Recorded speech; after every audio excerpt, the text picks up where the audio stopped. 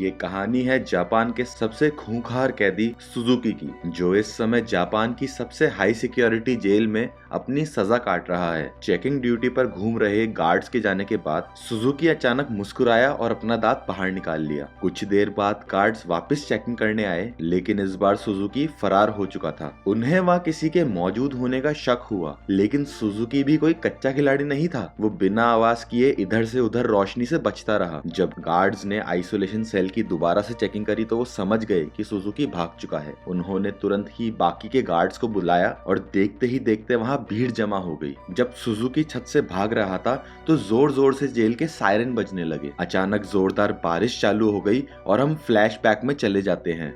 12 साल पहले कुछ कैदियों को जेल में लाया गया था। उनमें से एक सुजुकी भी था, जो वहां 10 साल की सजा काटने आया था। क्योंकि वो कभी कुछ बोलता नहीं था तो सबने मान लिया था कि शायद वो गूंगा है। उसकी छाती पर माउंट फीजी का उल्टा टैटू भी था। सुजुकी उस समय भी जेल से भागने के लिए मशहूर था और अब तक 3 बार ऐसा कर चुका था। इसके बाद सुजुकी को एक छोटे से कमरे में लाया गया जहां सिर्फ एक रोशनदान था। उसने रोशनदान को ध्यान से देखा। जरूर उसके दिमाग में कुछ तो चल रहा था। बाहर गार्ड ने जेल के वार्डन मिस्टर कानीमुरा से कहा कि सुजुकी इस बार तो हरगिज नहीं भाग पाएगा। लेकिन जैसे ही उसने शीशे से देखा, सुजुकी तो पहले ही गायब हो चुका था। वार्डन ने तुरंत ही पूरे जेल को घेरने के ऑर्डर्स दिए ताकि सुजुकी किसी भी हालत में बच ना पाए। पर गार्ड्स ने तो उसे 20 ही मिनट में पकड़ लिया। पता नहीं क्यों, पर सुजुकी ट्रेन की पटरी पर सीधा भागता जा रहा था। इसके बाद फिर से उसे उसी कमरे में बंद कर दिया गया, लेकिन इस बार उसके हाथ में हथकड़ियां थी। जब एक गार्ड ने झांक कर देखा तो सुजुकी मुंह पर चादर ओढ़े सो रहा था।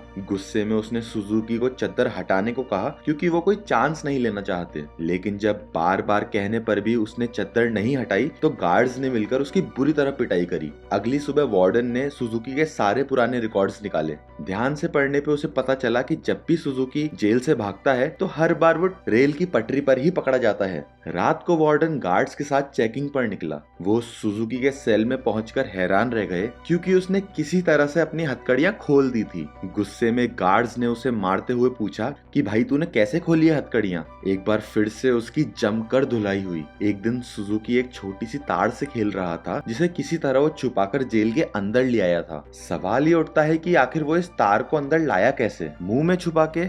अरे नहीं भाई, गू में छुपा के। इसी तार की मदद से वो अपनी हथकड़ियां खोलता था। वार्डन एक हफ्ते की छुट्टी पर अपने घर चले गया। अब सुजुकी के पास भागने के लिए बहुत अच्छा मौका था। उसने अपनी तार निकाली और ताला खोलने की कोशिश करी। जल्दी वहां एक गार्ड चेकिंग के लिए आ गया। उसने झांक कर देखा तो सुजुकी फिर से अपना मुंह ढककर सो रहा था। लेकिन इस बार गार्ड बिना कुछ कहे चला गया। लेकिन असलियत तो ये थी कि सुजुकी तो अंदर था ही नहीं। वो तो छिपकली बनकर छत से चिपका बैठा था। वो जेल से भागने के लिए सही मौके के इंतजार में था। गार्ड के जाने के बाद वो धीरे धीरे ऊपर तक पहुंच गया। उसने छत की एक खोखली जगह पर मुक्का मारा और वहां से भाग निकला। जब गार्ड्स को पता चला तो उन्होंने तुरंत ही सायरन बजा दिया। वार्डन को भी खबर पहुंचा दी गई और वो तुरंत जेल के लिए निकल गया। अगली सुबह पुलिस वाले सुजुकी को पकड़ने का प्लान बना रहे थे। तभी वार्डन भी वहां पहुंच गया। उसने कहा कि सारे प्लान्स छोड़कर एक टीम सिर्फ पास वाली रेल की पटरी पर भेज दो। पुलिस ऑफिसर्स को लगा कि वार्डन पागल हो गया है। सुजुकी पागल थोड़ी है जो हर बार रेल की पटरी पर जाएगा। लेकिन जब वार्डन ने उन्हें विश्वास दिलाया कि उसे 100% भरोसा है कि सुजुकी वहीं मिलेगा, तो उन्होंने उसकी बात पर भरोसा कर टीम भेज दी। और उसकी बात सच भी निकली। सुजुकी को एक बार फिर से ट्रेन की पटरियों पर पकड़ लिया गया। क्योंकि वार्डन की सूझबूझ की वजह से सुजुकी पकड़ा गया,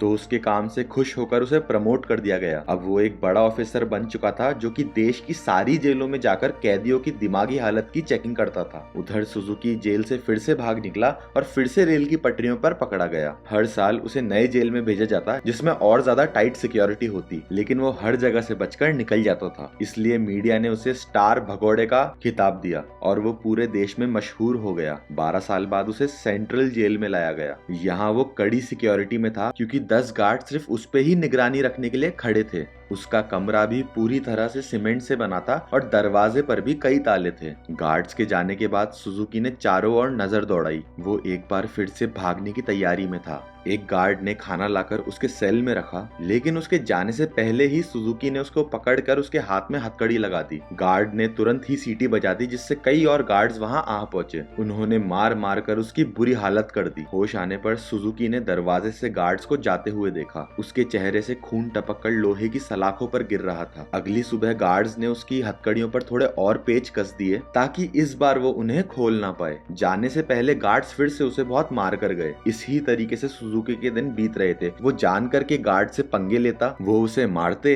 और वो अपना खून लोहे की सलाखों पर टपकाता। एक दिन गार्ड्स ने उसे इतना मारा कि उसका दांत टूट कर गिर गया, लेकिन सुजुकी ने उसे उठा लिया और उसे देखकर अजीब तरीके से मुस्कुराने लगा। ऐसा लग रहा था कि जैसे ये सब उसके प्लान का ही हिस्सा है। इसके बाद सुजुकी अपने दांत से दीवार पर कुछ बनाने लगा। कुछ हफ्तों बाद सुजुकी ने एक और गार्ड पर हमला कर दिया। इस बार उसे सबसे खतरनाक सजा दी गई। उन्होंने उसे एक लंबी जंजीर से बांधकर ऊपर लटका दिया। 1 साल बीत गया और सुजुकी अभी भी सजा काट रहा था। उसकी हालत बहुत बुरी हो चुकी थी। शरीर सड़ने लगा था और उसके घावों पर कीड़े पड़ने लग गए थे। आखिरकार एक शाम में आके गार्ड्स ने उसकी जंजीरें खोल दी। पूरे 1 साल बाद उसे चैन की सांस आई थी। उधर पुराना वार्डन मिस्टर कानीमुरा उस जेल की जांच करने पहुंचा। उसने आइसोलेशन सेल में जाकर देखा कि सुजुकी की हालत बहुत खराब थी, लेकिन वो उसे नजरअंदाज करके वहां से चला गया। फिर एक रात बाहर बिजली कड़कने लगी तो सुजुकी ने अपने प्लान को अंजाम दिया। उसने अपना दांत निकाला और हथकड़ियों के पेच खोलने लगा। असल में सुजुकी दीवार पर दांत घिसकर कुछ बनाता नहीं था, बल्कि वो तो उसे घिस घिस कर तीखा कर रहा था ताकि उसके इस्तेमाल से पेच खोल सके। हथकड़ियों से आजाद होकर उसने दरवाजे के पास जाकर लोहे की सलाखों को धक्का देना चालू किया। लगातार खून टपकने की वजह से सलाखों पर जंग लग चुका था। कुछ ही देर में सलाखें टूट गई और सुजुकी जेल से फरार हो गया। इसके बाद सुजुकी की बचपन की कहानी बताई गई। उसके पैदा होते ही उसकी माँ की मौत हो गई थी और उसका बाप जेल में सड़ रहा था। इसी वजह से वो अपने रिश्तेदारों के घर पला। एक दिन सुजुकी जंगल में प्रैक्टिस कर रहा था जब उसे दूर से एक आदमी आता दिखाई दिया। ये कोई और नहीं, उसका बाप था। उन्होंने कुछ देर बातें करी और तभी उसने अपने पिता की छाती पर माउंट फीजी का उल्टा टैटू देखा। बदकिस्मती से जल्द ही वहाँ कुछ पुलिस ऑफिसर्स आ गए जो सुजुकी के पिता को पकड़ना चाहते थे। वो उन्हें देखकर रेल की पटरी पर सीधा सीधा भागने लगा। इस दिन सुजुकी ने कसम खाई कि एक ना एक दिन वो अपने पिता से जरूर मिलेगा। वर्तमान समय में सुजुकी फिर से एक बार जेल से फरार होकर रेल की पटरियों पर दौड़ रहा था। मिस्टर कानीमुरा ने पीछे से उसे रुकने की आवाज दी और हैरानी की बात तो ये थी कि वो रुक भी गया। कुछ ही देर में गार्ड्स की एक टीम आकर उसे पकड़कर ले गई। देश की सबसे कड़ी सिक्योरिटी वाली जेल भी सुजुकी को नहीं रोक पाई। इसलिए मिस्टर कानीमुरा ने धरती की सबसे खतरनाक जेल प्रिजन आइल में उसे शिफ्ट करने के ऑर्डर्स दे दिए। प्रिजन आइल किसी मामूली जेल की तरह नहीं थी। वो समुद्र के बीचों बीच बनी थी, जहाँ लगातार लहरों का तेज भाव रहता था। और सबसे जरूरी बात, वहाँ ट्रेन की पटरियां तो बिल्कुल ही नहीं थी। और तो और समुद्र शार्क से भरा हुआ था, इसलिए वहाँ से भागकर बच निकलना बिल्कुल नामुमकिन था। जेल के अंदर के हालात भी इतने ही खतरनाक थे। पूरी जेल में चारों ओर हजारों गार्ड्स थे। अगर कोई कैदी भागने की कोशिश करता तो उसे देखते ही गोली मार देने के ऑर्डर्स थे। जब सुजुकी वहाँ पहुंचा तो उसे तुरंत उसके सेल में बंद कर दिया गया। वो कोई कमरा नहीं बल्कि लोहे की रॉड्स थी, जिन्हें सुजुकी के शरीर के आसपास ऐसे जोड़ दिया गया था जिससे भागना तो दूर, वो तो हिलडुल भी ना सके। उधर कानीमुरा ने जेल की लाइब्रेरी में जाकर सुजुकी के बारे में जानकारी निकालना चालू कर दी। ढूंढने पर उसे कुछ पुरानी फाइल्स मिली जिसे वो पढ़ने लगा। उधर जेल में सुजुकी ध्यान लगाकर खड़ा था। हालांकि बाकी लोगों के लिए वहां से भागना नामुमकिन था, लेकिन सुजुकी के दिमाग में कुछ तो चल रहा था। अचानक उसने अपने दोनों कंधों को डिसलोकेट कर लिया और उस छोटी सी जगह से सिकुड़कर धीरे धीरे बाहर निकलने लग गया। एक कैदी ने उसे ऐसा करते देख लिया, लेकिन वो ये देखकर इतना सदमे में था कि वो तो कुछ बोल ही नहीं पाया। उधर कानीमुरा अभी भी अपनी रिसर्च कर रहा था कि जेल के सायरन बजने लगे। हालांकि परेशान होने की बजाय जेल का वार्डन खुश हो गया, क्योंकि वहां से बचकर निकलने का कोई रास्ता था ही नहीं। ऊपर से आज सारे गार्ड्स को एक कैदी को गोली मारने का मौका मिलेगा। मिस्टर कानीमुरा ने उसे समझाने की कोशिश करी कि सुजुकी कोई आम कैदी नहीं है, लेकिन वार्डन ने उसकी बात को नजरअंदाज कर दिया। अगली सुबह कई गार्ड्स को बंदूकें देकर पूरे आइलैंड में फैला दिया गया। वार्डन अपने गार्ड्स को कुछ समझा रहा था कि वहाँ पे मिस्टर कानीमुरा आ गया। उसने वार्डन को बताया कि सुजुकी असल में अपने बाप से मिलने आया है, जो कि इस जेल में कैद है। ये सुन के सब हक्के बक्के रह गए और तभी सुजुकी की असलियत का खुलासा हुआ। असल में अब तक जो भी हुआ वो सुजुकी के प्लान का एक हिस्सा था। वो जेल से भाग भाग कर जानबूझकर पकड़ा जाता था ताकि वो आखिर में प्रिजन आइल में पहुंच जाए। उसका असली मकसद था अपने पिता को आजाद करवाना। आखिरकार सुजुकी अपने पिता से मिला और एक दूसरे से इतने साल मिलने के बाद दोनों काफी रोए। बदकिस्मती से मिस्टर कानीमुरा